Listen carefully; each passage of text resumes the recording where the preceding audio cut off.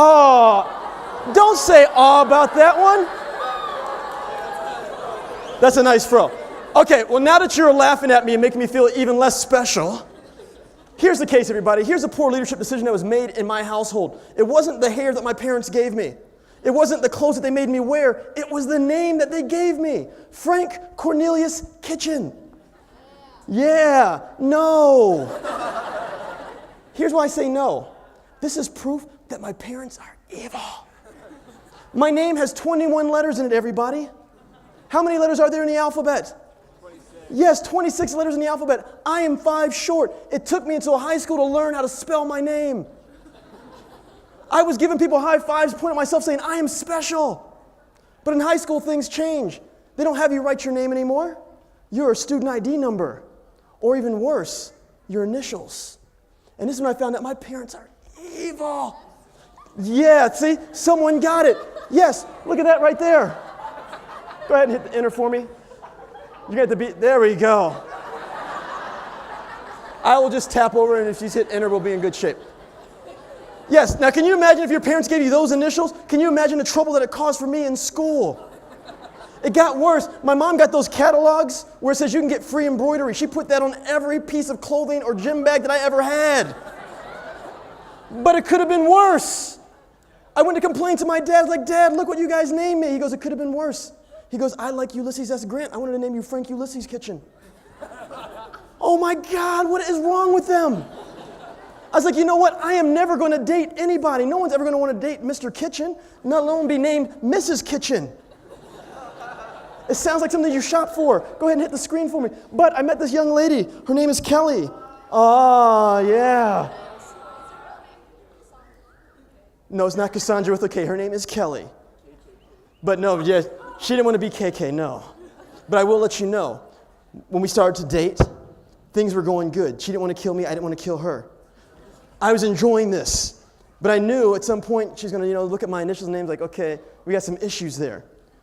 So I had to make a quick move, everybody, a quick leadership decision. And the leadership decision was, things are going so good, I need to get down on one knee. I need to ask her to marry me. So I did. And she left me here for a long time. A very long time. I looked at her, I was like, are you ever going to say yes? She goes, no. I'm like, no. She's like, just keep saying nice stuff about me. So I kept saying nice stuff, and she finally said yes. And I was like, yes, I'm special. I'm getting married. So we got married. Life was good. Now I have to explain to you about my wife, everybody. She's half Irish, half Mexican, and a former teacher, which means I never win a conversation in my house. And being a teacher, she's all about tests and certifications and making sure things are done the right way. So all of a sudden, at 3 o'clock in the morning, she came out with a test that I passed. She goes, we're pregnant. Yeah, oh. Yeah, I went, uh-oh. Gentlemen in the room, saying uh-oh when your wife says you're pregnant, that is not the right answer. Now, I wasn't saying uh-oh because we're having a kid, because I told her I wanted to have kids. I said uh-oh because now I was in a leadership role in our house. We had to name the kid. You saw what happened to me when I was a kid. So we started to think about it. I said, hey, we don't want to torture this kid. Let's put some names together. She goes, okay, well, here's what we'll do. You put a list together. You give me your list. So I put my list together. I gave it to her. She pulled out her red pen. She marked it up. I failed the test. I'm like, why are you crossing off every name? She goes, well, I'm crossing them all off because those are all the kids who cause trouble in my classroom. I'm like, oh.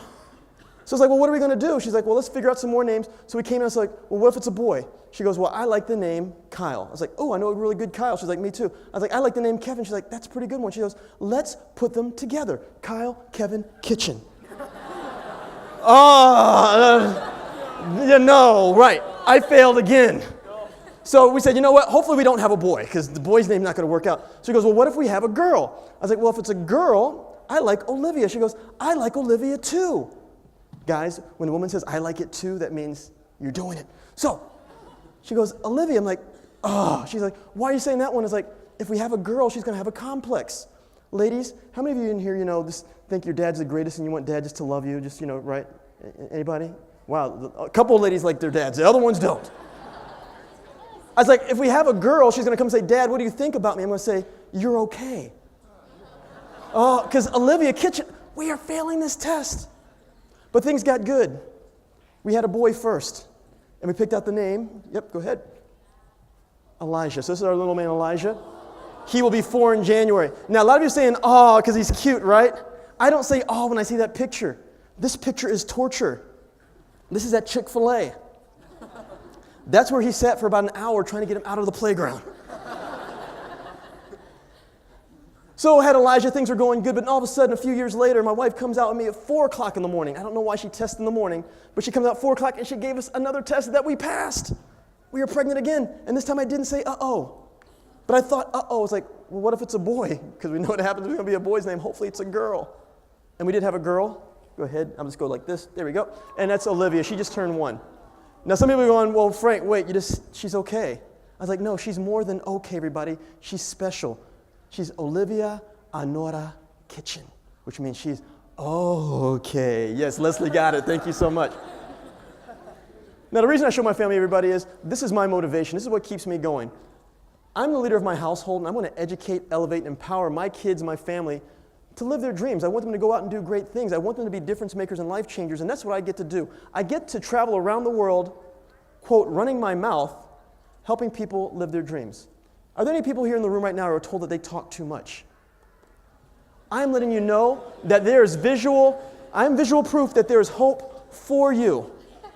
Because I was told I talk too much, but now people keep telling me talk longer. And when I get to talk about everybody, it's about dreams. Anybody here ever had a dream? Only half the people, like we're high school students, we don't dream anymore. It's midterms. Okay, so you don't have dreams. So for the people who did raise their hands, help me out with this one. Has anybody here had a dream that woke you up in the middle of the night because it was so good? Ooh, one hand went up. Thank you so much. Has anybody here had the dream that was so good, it woke you up in the middle of the night that you had to go back to sleep to get back into that dream? Okay, why did all the hands go up now? Because everybody has had that really good dream, haven't you? And the reason we like that dream, everybody, is because we want to live that dream. And that's what I get to talk to people about. I get to help them turn those dreams into reality. So here's what we're going to do right now. Something that you never hear a speaker say. And you definitely don't hear this in the classroom. Everybody, because most of you already have it out already, pull out your cell phones. Whoa. Did he just say that? Yes, pull out your cell phones. Now, here's the next one you probably have never heard somebody say. I want you to pull out your cell phones, turn on your camera, hold it up in front of you, and take a selfie right now. What? Now, yeah, I got some good ones going on back here. Okay, you've got that selfie down. Make sure it's a good one. Okay, now we're taking multiple selfies. Okay, so you've got the selfie out. Now here's what else we're going to do. Where are those people who said they had a really good dream? Hands up. Everybody in this room has a dream. Here's what I'd like you to do. I want you to open up Facebook, Snapchat, Twitter, Instagram, whatever you use for social media. I want you to open it up. I want you to put that picture up that you just took of the selfie. And then I want you to do this one. I want you to do #MyDream. And whatever big dream that you have that you're thinking about right now that keeps you awake in the middle of the night that you have never lived before, that you want to live, I want you to post #MyDream and to write that dream out right now. So go ahead and put that on that post. And then my challenge is for you to go ahead and share that post. Now, a lot of people are scared right now. It's like, wait, I can take a picture of the selfie, I can scream out here, I can dance in front of people, but you want me to share my dream with the world? Well, yes, ladies and gentlemen, we're here to talk about dreams. And quite simply, leaders, I told you earlier, they educate, elevate, and empower people to live a dream, a passion, or a vision. And many times to get people inspired to live that dream, they have to share it. So if you have a really important dream, I want you to be passionate about it, and I want you to share it with the world right now, because guess what? There's probably some other people out there who have a dream just like you. But if you can't share that dream with somebody, how can you live it? Because here's how it works out, everybody. A dream you only talk about becomes a fantasy. A dream that you work to live becomes a reality, and that's what we all want. We want reality. And if you can share your dream with somebody, then you can live it. Go ahead and tap that for me. Is it working? We got a little delay. There we go. Perfect. I want you to be able to live your dreams because that's what leaders do. They create positive environments where people can live their dreams. And we had fun right now just pulling our phones out to share our dream. I hope that most of you did share it. If you don't share it right now, we'll share it later. But many of you are looking at me right now going, okay, well, Frank, You're challenging us to live our dreams. You're telling us that we have to share it, we have to write it down. Well, what about you? Well, guess what? I've done the same process before. I had a big dream. It kept me awake in the middle of the night. I thought about it so much, I was like, you know what? I need to share it with somebody. Now, I didn't have social media to share it on, so I had to go share it with somebody. So I went to go share it with the closest person to me. I shared it with my wife. And my dream was the marathon. Anybody know what the marathon is about? Some people. Is running, yes. She's like, it's running. Yeah, the marathon, everybody, I went to go share this with my wife. The marathon is a 26.2-mile race. Let me explain something about me. I work from home. That means I do not even drive 26.2 miles in a day. This is a race where you run 26.2 miles. It goes all the way back to Greek times in honor of a messenger. Because back in Greek times when there were battles, the messenger would run from the battle to tell you who won. They would run. No horse, no car, no internet. They would run to deliver the message. So there's no horse, none of that. It was just running. And they ran, and the guy for the Battle of the Marathon, he ran. He gave the message to the people, and he died right there on the spot. That was my dream. Not to die on the spot, but to run 26.2 miles. I shared it with my wife. She looks at me, she goes, I want to run one too. Gentlemen, I taught this to you earlier. If you're dating somebody right now, if you're going to get married, here's what happens. If they say they like it too, that means you are doing it. The next morning, we were signing up for the race. Now, the funny part about the race is they say it's a non-refundable deposit. Now, deposit usually assumes that you're going to get the money back. If you don't get it back, I think that is a payment. So I had to pay for it. So if we run the race or don't run the race, we're not getting our money back, so we had to start training. No one told me it takes 4 to 6 months to train for a marathon. 26.2 miles. Ladies, hands up really quick, just so people know that you're in the room, because the ladies haven't been raising their hands. Some ladies like, what? Ladies, hands up, just kind of shake your hand if you think, ladies, you're really smart, aren't you? You have great plans, don't you? Yes. My wife, during the training process, goes, we should train together. I've got a great idea. I'm like, okay, you've got a great idea. What is it? She goes, you run faster than me. I'm like, yes. If you guys haven't seen, my wife is like 5'2", okay? I'm 6'2". Yes, I do run faster than her. But she goes, I want to train with you. So I've got a plan. I'm like, what's your plan? She goes, here's what's going to happen. I will run out first. Yeah, some people got this one right now. And you run behind me and catch me. Ooh, yeah. I live in Glendale, Arizona, everybody. We'll do this really quick. There's not a lot of people who look like me. You saw my wife. I'm a foot taller. She goes, I'm going to run out. You run after me. Glendale, Arizona. She's running. She probably didn't help out running down the street saying, catch me, catch me. That did not help. But this is our training program. After we cleared up that incident with the police, which I explained to them, this is my dream, I'm running the marathon. They looked at me and go, you're crazy. We kept training. So we get the 4 to 6 months of training done, everybody, and it comes to race day. And race day, the alarm goes off at 4 o'clock in the morning to go downtown to a race that starts at 6 o'clock in the morning to a race to nowhere in honor of a guy who died, my dream. Now, they talk about our dreams, everybody. With a dream, you have to have the dream first, but you have to put a plan to it to become a goal. So when I got downtown, the dream wasn't just to run the race anymore. The goal was to finish the race. So repeat after me. My goal is to do what? Finish the race. Okay, so that's my goal. Now, really quick question, just by a show of hands. How many people here in the room run? Like cross-country track, anything like that? Yeah. And how many people like running? Okay, I've got issues with all of you. Because you like running. These are people I like to call runners because they like to run. For me, I just ran. There are runners, and there are people who run. When I got downtown, I saw runners. I've been feeling really good about my training, but when I saw the runners, things changed. I got downtown. They've got sponsorships, everything from head to toe, Nike, Under Armour, Adidas. It's all matching. I've got gym shorts on and a t-shirt. I don't look cool. These people are doing stretches that I have never seen before in my life. They can get their leg behind their head. I can't touch my toes. I wanted to look cool just like the runners, so here's what happened. I started to make up stretches.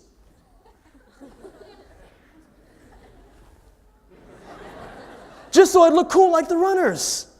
And I just kind of like got next to him, I just kind of runs like, doing my stretches. But then finally, the big voice comes up on a monitor. It's like, runners, to your positions. That's me. But the case is, I'm a slow runner. They put the fast people up front. All those people just raise their hands. They put the slow people like me in the back. Way back. I got to my spot, got to my corral, and they go, runners, start. It took me 30 minutes to get to the starting line. That's how far back I was. But when the race started, everybody, I was running. Front view, it looked like this. I had to look cool. Side view, like this. Just to look cool, to keep up with the runners. So at mile 1, everybody is looking pretty cool. Doing really good. Mile 2, still looking good.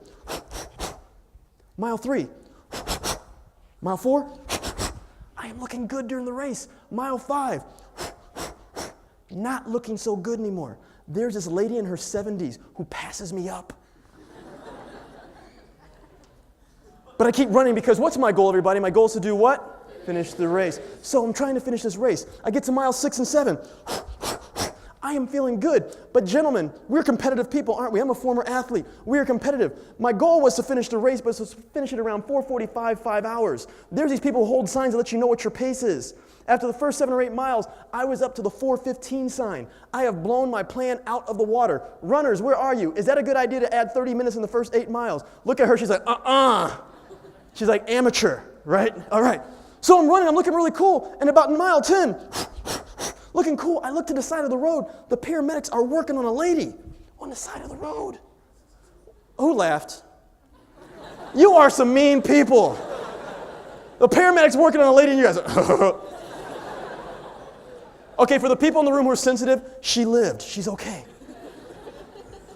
But now I'm worried. This dream of mine, it's turned into a goal, to a big plan. I started to learn that, guess what? You can actually die doing this. But I keep going because I want to finish the race. So I get to mile 13 feeling really good about myself. And I see all my friends. And my friends go, Frank, how are you doing? I go, I'm doing good. Was that the right answer? Was not the right answer at all. Because I was looking cool for the first 13.1 miles. At mile 14, for some reason, the left side of the body just kept looking good. The right side of the body had issues. The leg is not supposed to do this when you're running. So let's put this together. Left side, right side, It doesn't look good when you're going, That does not look good going down the roads. So at mile 14, here's this guy going down the road. But I have to keep going because what's my goal, everybody? To do what? Finish the race. So I keep going. At mile 15, guess what happens? We're having a party. The left side joins in. The left side, for some reason, the leg is supposed to bend, right? It's not supposed to be straight. So let's figure this one out. So can you see the guy going, That is me going down the road. Now let me explain something about the marathon, okay? There is this thing that people do. They stand on the side of the road to cheer you on. They stand on the side of the road to give you free stuff. Brownies, bananas, oranges, candy, just to cheer you on. I'm going down the road. There are kids there with their trays. All the kids turn around backwards to me. They look at their parents and go, that guy scares me. But I didn't let that stop me, so I keep going. And then all of a sudden I hear, there's a horn beeping at me. Like, there's this thing in the race called the I Quit bus. The I Quit bus, yes. The I Quit bus drives around looking for people who look like they're in trouble. So like I said, this is just like me. And the bus pulls up like, do you need help? I'm like, do I look like I need help? They're like, yes. I'm like, no. I'm a motivational speaker. I got to be in Utah. And the bus pulls off. And I keep going. Now at this point, I've gone so slow. At about mile 16, mile 17, I look around me, and the people who are around me, they aren't runners anymore. They are power walkers. Yes, I have gone so slow, the power walkers have caught up with me. Now at this point, my supercomputer in my brain starts to figure things out saying, you look freaky. You need to do something different. You need to become a power walker. But not just a power walker, the best looking power walker there is. My power walk was like this. The power walker still pulled away from me. So as I'm going here, it's about mile 18, mile 19, all of a sudden my phone goes off. Some people are like, why is your phone going off? I'm taking selfies, come on. My phone goes off, it's one of my best friends. He goes, Frank. I was like, hello? He's like, Frank. I'm like, yes. He goes, how did the race go? I'm still running. He goes, you're crazy, I couldn't do it. Click. I wanted to ask him for help, but he hung up before I said help. So at this point, when I hang the phone up, I realize how bad things are, but I look around me, everybody, and all those people who are supposed to be runners. This is a race with about 20 to 25,000 runners in it every year. Runners. At about mile 20, nobody is running. Walking Dead fans in the room. Some people, yeah, sorry for your tragedy this weekend. When I looked around me, I started to feel good about mile 20, mile 21, because all those cool runners, the people who look like me, didn't look like me at the beginning of the race, look worse than me now. It was a Walking Dead convention. People were like, when I was going around power walk, I started to realize that people, they were dragging. There was one guy blaming his wife. He's like, I hate her. She made me do this. They're going to have a Walking Dead ride in California like next year. And I watched this thing in the airport one day, and they were talking about how they were training actors to walk like zombies. I don't know how you can train somebody to walk like a zombie because the person was like, they're like, that's not authentic enough. How do you know what a dead person walks like? But they needed to go to the marathon because at a mile 20, everybody's finish the race. That's what it looked like. They weren't even words. Like, I started looking around, I was like, I look good. So I keep going because what's my goal, everybody? To do what? Finish the race. So at mile 26, I'm almost to the finish line. I see one of my good friends, Brian. He's on the side of the road. He goes, Frank. I'm like, what? He goes, how do you feel? I don't give him the thumbs up anymore. I gave him a finger, but not that one. He goes, I know how you feel, but guess what? You're almost to the finish line. Just keep going. You're going to finish the race. So I tried to run, and the run's going like this. Now, has anybody ever seen like Forrest Gump when he had like the braces? Mile 26.1, that's what I look like. Where are the runners in the room, the people who really like running? At 26.1, I became the guy you have issues with. Because for 13 miles, that was me going down the road. But then all of a sudden at 26.1, I couldn't run, everything hurts. There's the finish line.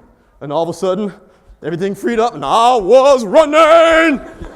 Everything healed up. The people who were laughing at me when I was going down the street, stiff arm, get out my way, Heisman pose. I am going across the finish line by myself. And ladies and gentlemen, when the finish line got there, I took the best picture ever. And I finished it. 5 hours, 12 minutes, and 48 seconds of torture. I had finished my marathon. Oh, thank you for the one clap. All right.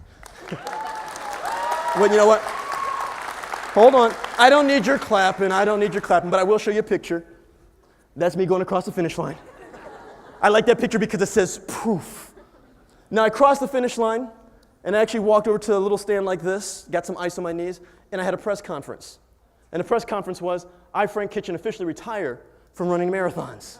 Because my goal was to run and finish one race, not multiple races. Now, some of you are asking, well, Frank, you're at the finish line and stuff like that. What happened to your wife? Somewhere around mile 4, I passed her up. I never even saw her.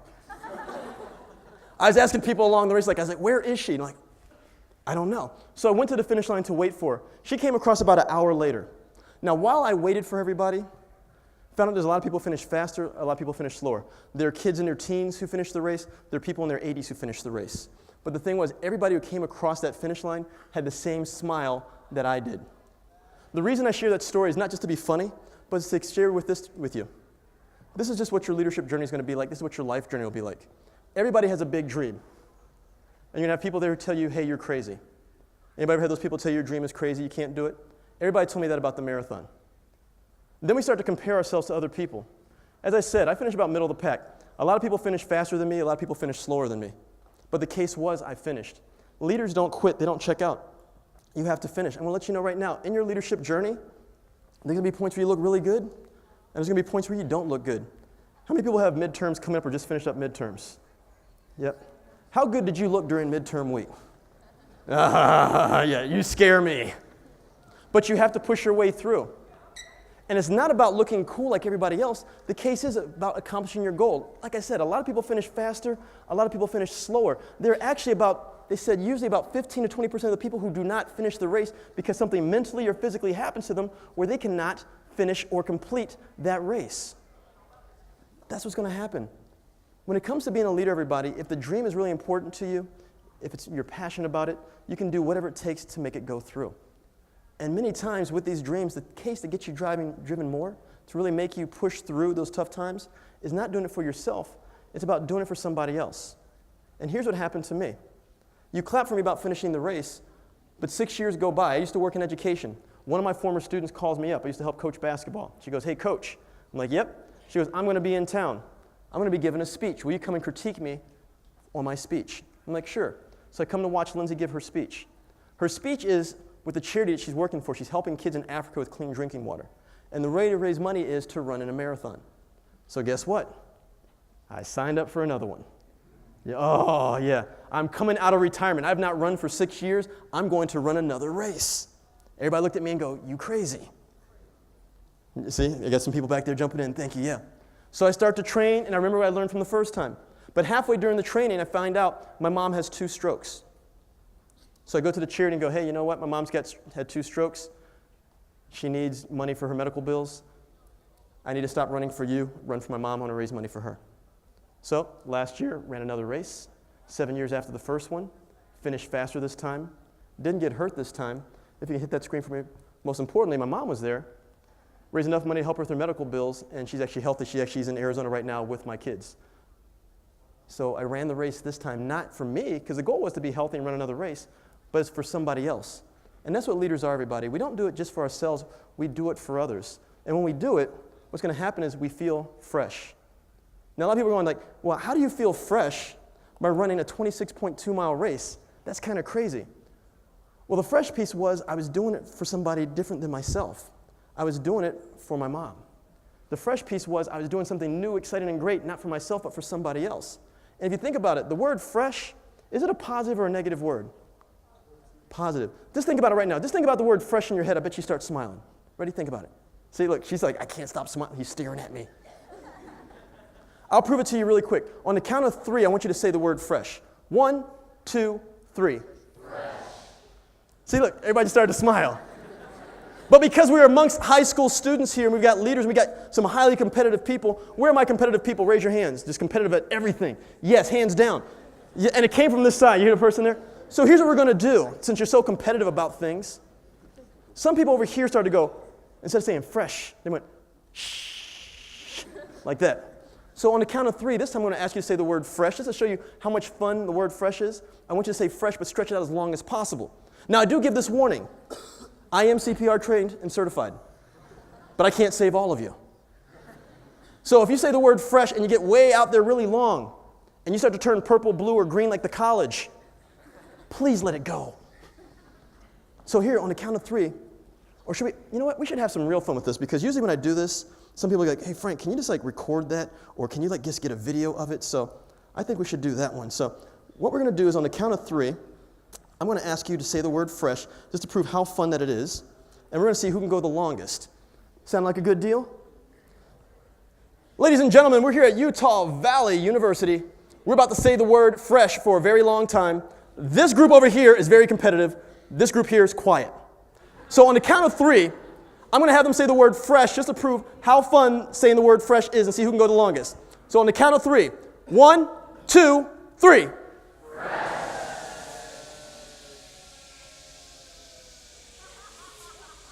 That group just lost all sorts of energy over there. Look, over here.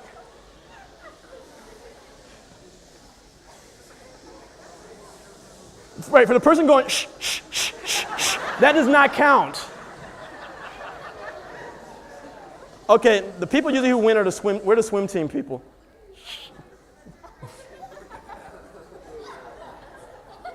He's still, look, he is turning red right here. We've got a winner. Yeah!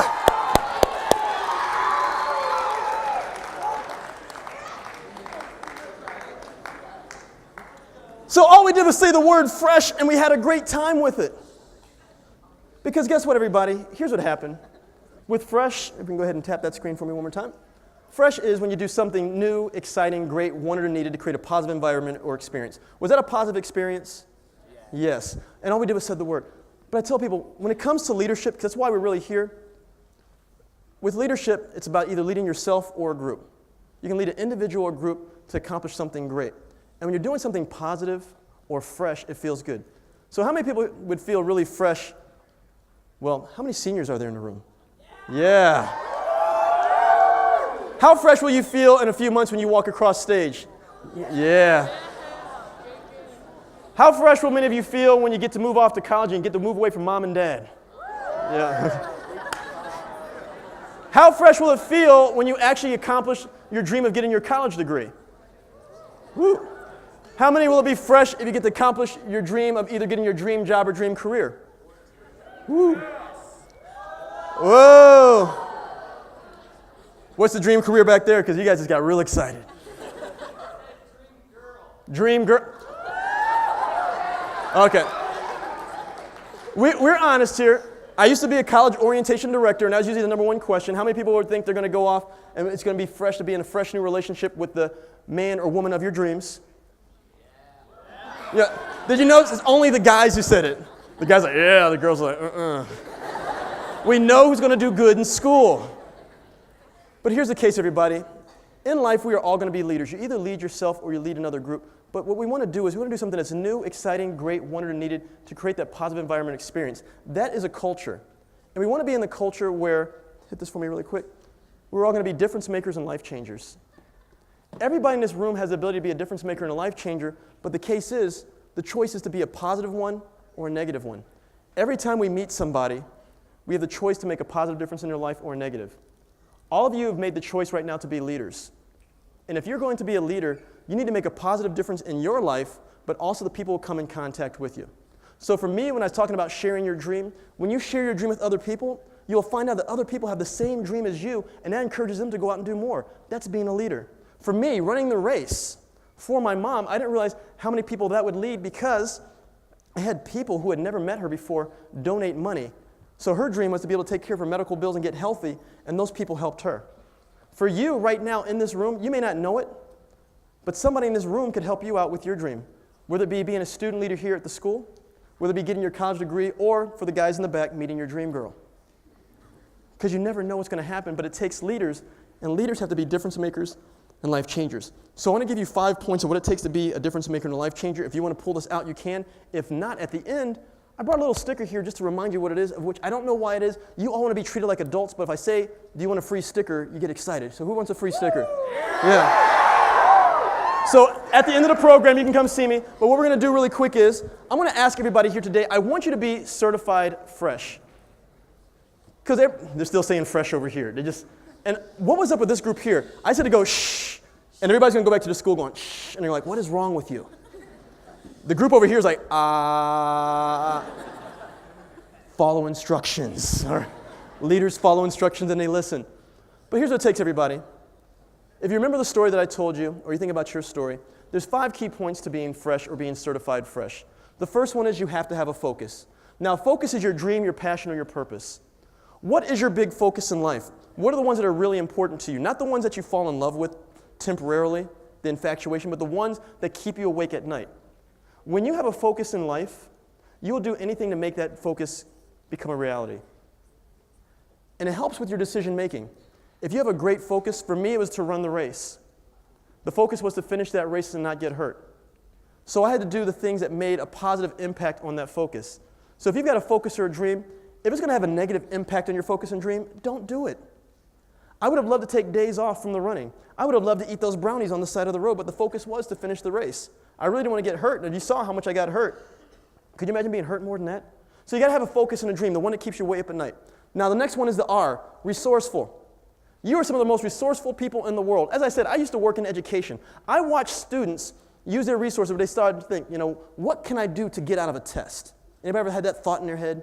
That became your dream. What can I do to get out of this test? And I knew this one guy where he came to me, he couldn't get out of his test. So he went and talked to the teacher, and he told the teacher, I can't take the test. I lost 5 sets of grandparents, 2 hearts, a lung, 3 spleens, 2 livers, and 5 kidneys, 4 cats and 6 dogs. I can't make it into class. Now, some people are going, you don't have 5 kidneys. Yes, he used his resources for evil. The teacher didn't let him out of the test. I tell people, you're some of the most creative people in the world. Stop taking no for an answer. Start to figure out ways to get around it in a legal way. Start thinking of what you can do. For me in the race, I started to become a power walker. I couldn't run anymore, so I had to figure out what I could do just to get across the finish line. They give you 8 hours to finish, so as long as I finish in 8 hours, I finished. No one really ever asked how long it took you to finish the race. They just ask you, had you finished it? When you graduate from high school, when you graduate from college, people are just going to ask, did you graduate? You have to figure out a way to make it through. So be resourceful. Think of what you have versus what you don't have. The next one is you got to get enthusiastic, everybody. Yeah. Yeah. How do you get enthusiastic for a 26.2-mile race? You don't. Right. But I'm not enthusiastic about the race. I'm enthusiastic about the results of finishing the race. Because at the race, they gave me a big shiny medal. They gave me a jacket. They gave me free food. And there was a massage school at the finish line that will give you a 1-hour free full-body massage. Yeah, that kept me going. Yeah. So, when it comes to your life, are you excited about all those tests you have to take? No. All the homework that you have to do? Are you excited about walking across the stage? Yeah. Are you excited about the little dance you're going to do when you go across the stage? Yeah. Are you excited about the fact that you can make your parents shed a little tear because like, oh my God, they graduated when you walk across the stage? Yeah. When it comes to leadership, everybody, we're excited about the results of the work that we put in. We're never truly excited about all the work because how many people here really like working out? Some people do, okay. Other people in the room don't like you. But we're excited about the results of the working out. So get excited about the results of your work. Now the next piece is, everybody, we had the E there. We have to go with the S. You have to stay strong. You have to stay strong mentally. It's not strong physically, not like the people who are working out there. It's mentally. There's going to be tough times. Whatever your dream is, you have to work through those tough times. For me in the race, just getting hurt, having people blow by me, getting passed up by the power walkers, having people call and ask, are you finished with the race? That could have made me quit. But the strong people don't quit. They work their way through the tough times. If your dream is truly important to you, your passion is truly important to you, you will work your way through it. And then guess what? As you work your way through it, things get easier. And then finally, you have to be honest. That's the H. You have to be honest with yourself. Stop lying to yourself. We're in a world right now where we want to blame other people, we want to complain, but honestly we have to look ourselves in the mirror and say, what can I do better? I need help. You need to ask questions. So for me, during the race, or even getting ready for the race, I talked to friends who had run it. They prepared me for what was going to happen. Honestly, I had to check myself and said, you know what? I'm not a fast runner, so I'm never going to finish at 3 or 4 hours, but I can finish the race. Honestly, I had people on the side said, hey, can you just go get me some water, some Gatorade to help me out with these cramps? And they helped me out. Don't be too prideful to ask for help. Don't be too honest to say, hey, I'm not perfect. Because when it comes to leadership in life, we're all striving to be perfect, but guess what, everybody? There is no perfect. And depending on what your religious belief is, we know there's only truly one or a few perfect people, right? Not really us. So we can't be perfect, so stop trying to be perfect. Start being the best that you can. Do your best. And guess what? Even if you do your best and it's not good now, you can come back later and get better. So I came back 7 years later and improved. So it's the best of what you are right now. That's the honest piece. It's never going to be perfect, but it's the best right now. But next year, when maybe you come here to the college, you get involved with leadership, you're going to be better than you are today. That's the honest point. So the reason why I'm here are these 3 things, everybody. I want you to be fresh, stay fresh, live fresh. And I know people are thinking it right now, so I'll point to you really quick, and you can go ahead and say the word fresh. I want you to be fresh. I want you to stay fresh. I want you to live fresh. So what does that mean? Oh, they're still going. Like, we want another sticker. Okay. Here's how it works out with the fresh piece, everybody. I'm up here on stage right now, but 20-some years ago, I was out there in the audience just like you at a college, trying to find out what I was going to do. And someone says, you want to get involved with leadership? I'm like, sure, looks like you guys are having fun, but I like the T-shirts more. I got involved for a T-shirt and a trip. Got involved with student organizations. After I got involved with those student organizations, I actually came back to work at the college that I was doing the student organization piece with. After I worked at the college, my students said, hey, you know what? We think you'd be a good speaker. You should step out. They actually went and called up an agent, and they actually sold me out to the agency. said, hey, our advisor should be a speaker for you. That was 10 years ago. So 10 years later, now I'm up here. Because of the leadership experience, all my jobs, all my careers, all my friends have come through my leadership experience. But the case is, I had to be fresh. You have to believe in yourself. So when it comes to life, when it comes to leadership, you have to be that fresh person, that person who's willing to do something new, exciting, or great to create that positive environment experience. It starts with you. So I want you to be the difference maker and the life changer. Now, this is going to be tough, whether it be around your friends, your family, or you can get involved with the leadership group, because I know we got student government over there. I saw another student government group.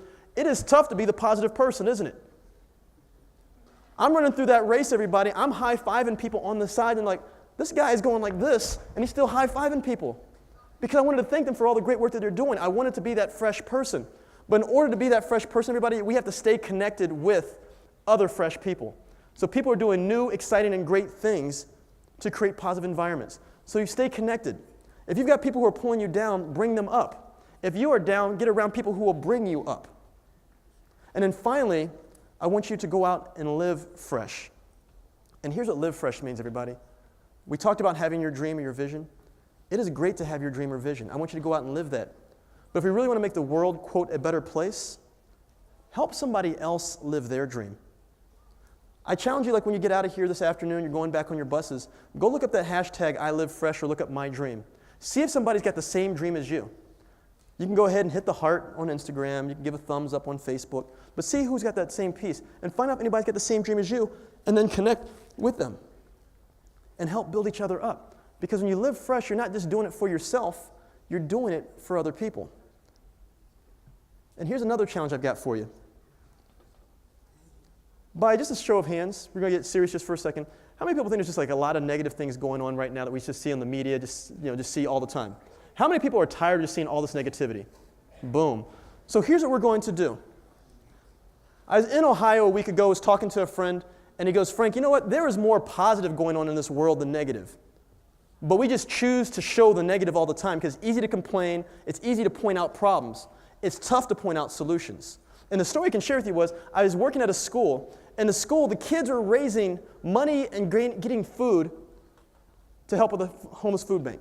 But because it was a low-income school district, Title I, and it's always negative in the media, when they invited the media to come out and watch, they were having a John Madden tournament. The kids bring food and money in to compete to win like a trophy. They broke the record for the food and the homeless as far as what they collected. The news media showed up to cover this story. But there was a fire down the street in the one direction and a gunshot down the street in the other direction. The media left. And we go, why are you leaving? And they go, we need to go cover that. It's like, well, what about this? This is really good. This is going to change the school district around and show people how much good things happen here. It's easier to cover the negative stories than it is to do the positive ones. So here's what I'm challenging you to do right now. We need to change the narrative. We did our selfies earlier about my dream. That was about you. But let's do something about our community. Let's do something about the world to make things, quote, a better place. Anytime you experience something positive going on in your life or around you, go ahead, take the picture, put it up on social media and hashtag it #ILiveFresh. If you create something positive, hashtag it, put up there #ILiveFresh.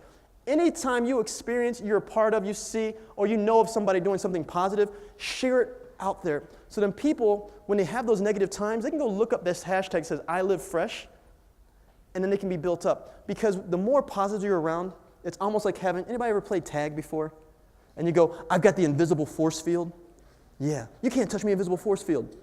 Anytime something negative goes on in your life and you start to look around yourself and you see positive things or you create positive things, all the negative just bounces off of you. So my challenge for you today is you felt really good. The guy made you laugh. You laughed at his initials. You laughed at his name. You laughed at all that type of stuff. That's good. But when you walk out these doors as leaders, take the hashtag #ILiveFresh of if you're doing great in your class. The hashtag of if you're walking across stage graduating. Hashtag if you're just giving a friend a ride. Let's show people all the positive things going on out there, especially for teenagers, because we know, as teenagers, how's the world see you? In a positive light or a negative or just kind of Let's give them something to think of, yay, okay? So here's how I wrap up, everybody. If you can go ahead and pop that up on the screen. I want this to continue after today. I'm going to be hanging out here for the next couple hours. I would love to connect with you. Please come up, say hi, get your stickers. I'll give those out to you also. But also keep connected with me through social media, on email. I am on Snapchat. That's not up there. Snapchat is Mr. Frank C. Kitchen. I will write everybody back. But the case is, I want to create that positive experience in your lives, everybody, and I may not be able to do it just from the stage, so let's go ahead and do it one-on-one. And when you do that, you get to be fresh, stay fresh, live fresh. And for me, I told you earlier, I thought that my parents were evil, and I said I thought they made a poor leadership decision. But when I start to go back through and look at it, my first name is Frank. I'm named after my father. Served 30 years in the U.S. Army, protected our country. So I'm named after my dad. Middle name, thank you. Cornelius, named after my grandfather, passed away at 91 years old last year. Mr. Gift of Gab taught me how to talk to people and how to connect with people. He served in World War II, named after him. And then finally, my last name is Kitchen, which everybody knows is everybody's favorite room in the house. And when people ask me about my initials, FCK, I just tell people I provide fresh, creative knowledge. Ladies and gentlemen, my name is Frank Kitchen. I hope you had a great time. Go out and have a great conference. Thank you so much.